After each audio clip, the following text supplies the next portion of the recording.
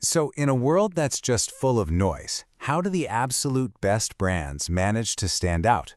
Well, they don't just sell a product. They sell it to the right people in exactly the right way.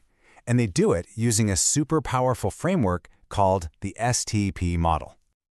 So here's our game plan. First, we're going to define what STP even is. Then we'll walk through each of the three steps: segment, target, and position. After that, we'll see how some huge brands put it into action, and we'll wrap up with the really clever strategy of repositioning. All right, let's dive right in. Look, if you want to understand modern marketing, you absolutely have to get your head around STP. Seriously, think of it as the secret engine that powers pretty much every successful campaign you've ever seen. At its heart, STP is pretty simple. It stands for segmentation, targeting, and positioning.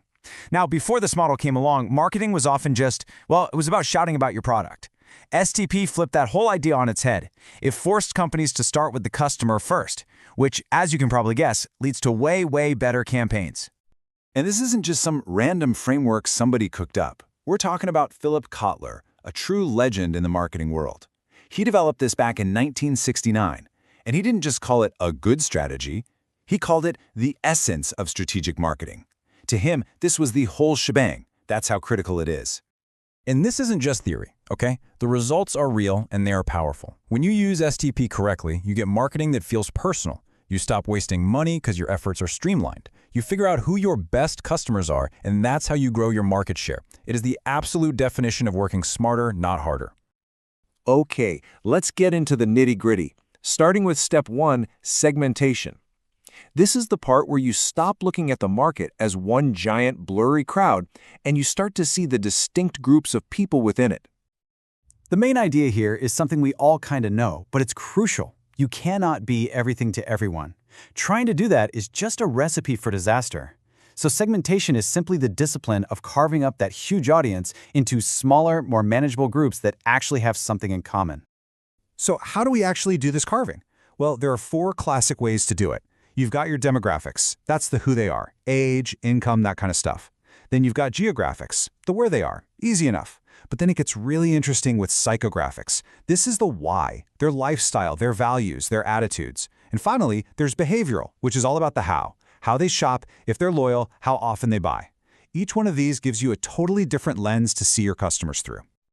Okay, great. So you've mapped out all these different segments. Now what? You can't go after all of them, right? That would completely defeat the purpose. Now you have to choose your battlefield, and that is targeting. Targeting is all about making a strategic decision. It's where you look at all those potential groups and ask yourself, okay, where can we actually win? Which of these segments has the most potential for us right now? This is where you place your bets. And this is not a gut feeling. As a consultant, this is the exact 3-point checklist I use every time. For each segment, you have to ask. Number 1, size. Is this group big enough to even move the needle for our business?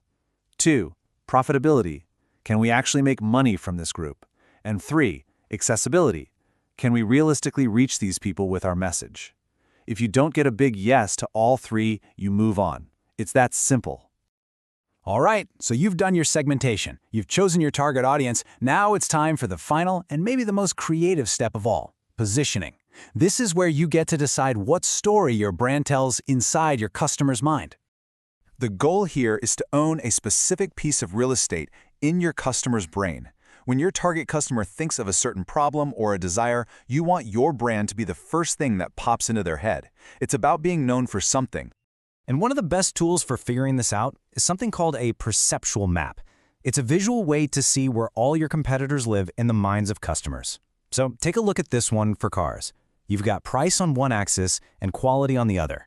See how brands like Audi and BMW are all clustered together in that high price, high quality corner? The whole point of this exercise is to find the empty space. Find the gap where nobody else is playing. That's where you can win. So how do you actually position yourself? Well, it usually comes down to one of 3 approaches. There's symbolic positioning, which is all about status and ego. Think of a luxury watch. Then there's functional, which is about solving a very specific problem, like a super durable work boot.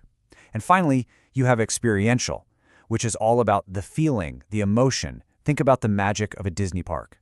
The very best brands usually focus on one, even if they touch on the others. Okay, theory is great, but let's see how some of the biggest companies in the world actually use this exact model. This is where it all starts to click. You can't talk about STP without talking about Apple. I mean, they are the masters. Let's break it down. Their segmentation. They go after people who really care about premium design and top-of-the-line performance. Their targeting? They focus on that group and pretty much only that group. And their positioning? They've built this bulletproof image of being innovative, luxurious, and exclusive. STP. It's a textbook perfect example. Now, let's do a complete 180 and look at McDonald's. They use the exact same model to get a totally different outcome. Their segment? Not the high-end tech crowd, but middle and lower income families. Their target? They focus on value and convenience for those groups. And their position? To be the affordable, quick, and family-friendly option. A completely different strategy than Apple, but just as focused and just as successful. But what happens when the market changes?